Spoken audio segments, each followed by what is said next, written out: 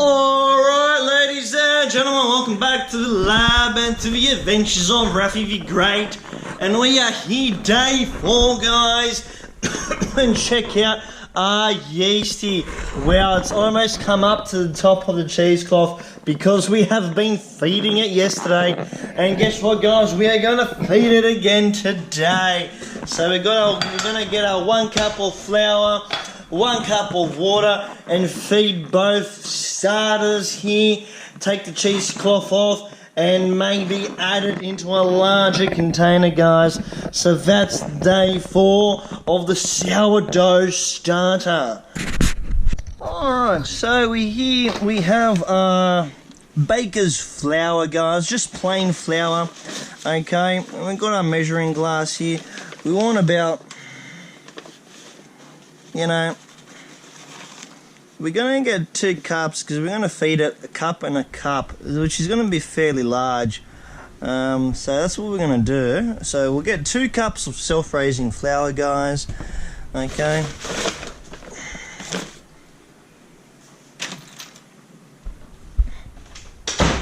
And we'll bring the flour here. Okay, and at the same time, we're going to go get our water so we have everything here. Okay, and we'll take that and some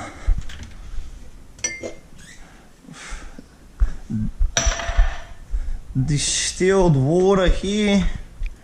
So we'll add about 1 cup, 50-50 portions, guys. So here we go. Alright, so now we've come back, guys. This is day 4. So previously on day 3 we had added 1 cup of flour and 1 cup of water to this after having removed the initial starter that we have kept for day 1 and day 2.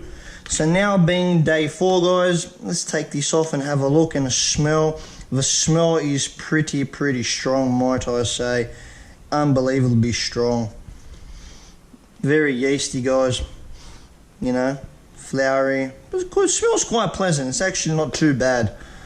I think yesterday's was quite intense. Today's not so bad. I'm very careful we don't get any flour remnants on here. Okay. So let's do one first, guys. We got our first one here. Okay. We'll keep that there. And now, very carefully, we want to keep half and throw away half.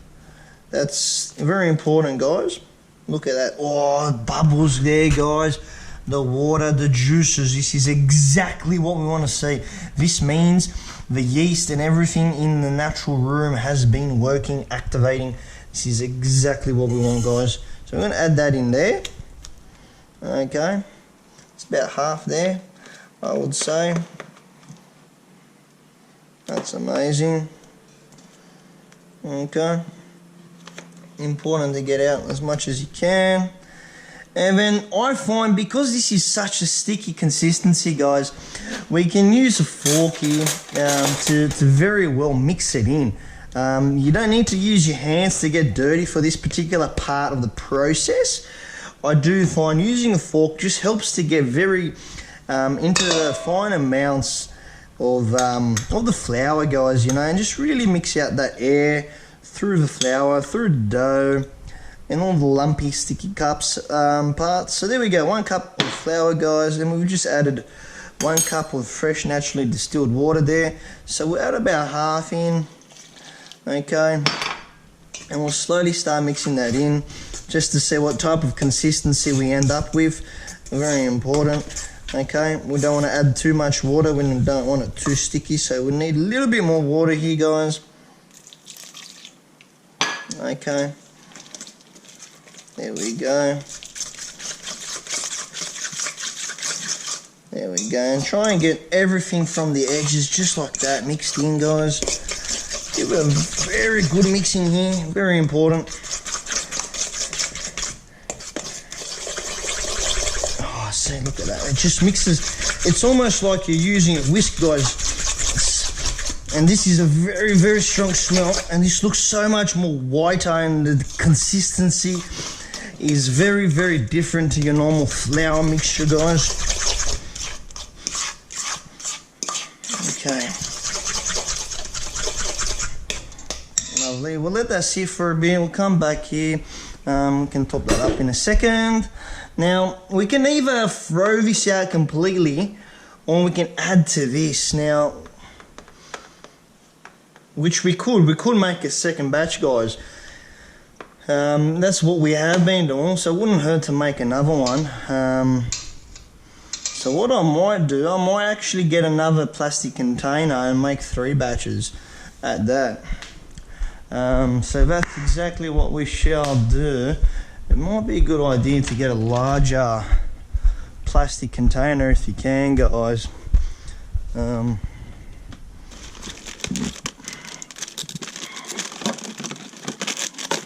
But we're just going to use this for now.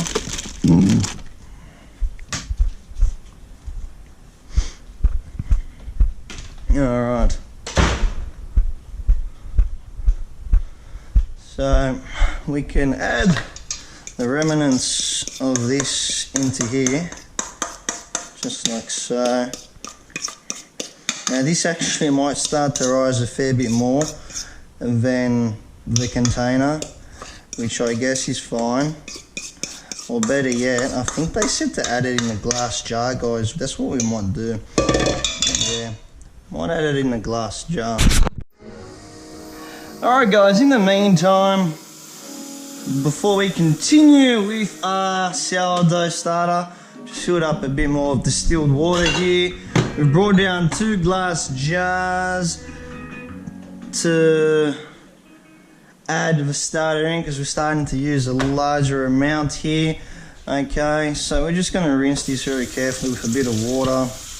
Okay, no soap, because these have been cleaned before, and we don't want to use soap when we're using natural yeast ingredients, guys, and you know, fermenting with natural bacteria. It's very important. The less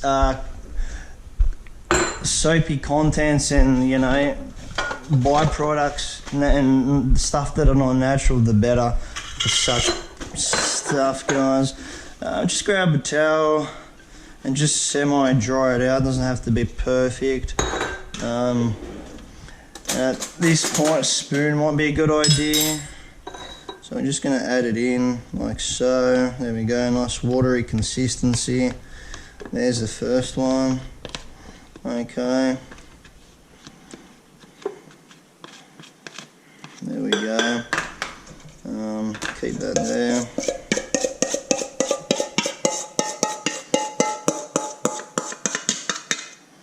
Okay. That gets thrown out, and then that will get thrown out again or cleaned. That will get covered. There's our first batch, guys. Okay. And then now on to the second batch, guys. So this one was the actual offshoot from that one, and as you can see, it does look very, very different in consistency. Smell, not so much. Like this one's a bit thicker, so we shall see, guys. Let's take out half here and see how this one turns out. Because mind you, this has been the original, and this one's like the offshoot of the second one, if that kind of makes sense, guys. So we'll add a bit more here. Add a half there, and when that gets deleted, we don't need that. Then we can add 1 cup of flour to 1 cup of water here and mix it in, just like so. Man, like, I really like how simple this is, guys. You just pretty much feed flour and water every day, and then you have a sourdough starter.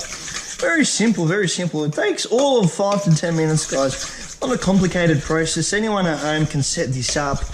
Okay, even a beginner with no previous experience like myself making sourdough bread specifically, it's very simple, you know. Having been in the kitchen with other meats, ideas in kombucha and the experimentation in the lab. Correction, guys, we're not in the kitchen, we're in a lab.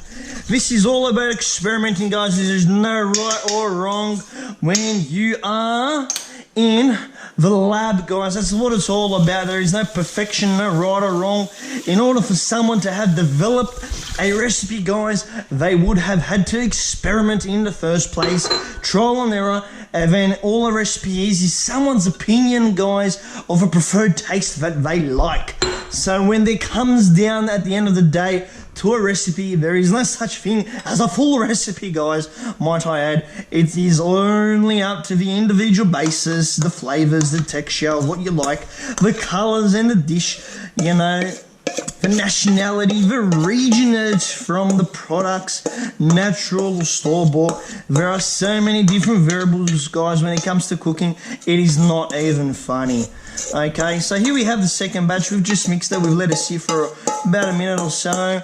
Okay, totally option to let it sit, or you can just add it in. It sits in here on itself anyway. And then we'll grab our cheesecloth here that we've used. Okay, and then we can come through again like so, and very carefully take the rubber elastic band, cover it up like so. Okay, that's batch number 1. We might actually have to label that. And that's batch number 2 there, guys. And these get deleted because we don't need them anymore. But in saying that, if you do have leftover half starters, guys, from day 4, you can multiply it and you can make several more batches. Yeah, like, why not? If you're at this stage of the process, guys, and you do have, you know, friends in mind or family or relatives that you would like to give some of this starter to, I don't see why not. You can't keep it. It's a total waste to throw it out because the bacteria and everything's already there. So I think you look, at the end of the day, at the end of the 7-day period, you will end up with a very large yeast thing because you have been feeding it for 7 days. But nonetheless, why not? So there you have it, guys. Quite simply, day 4 process for the sourdough starter.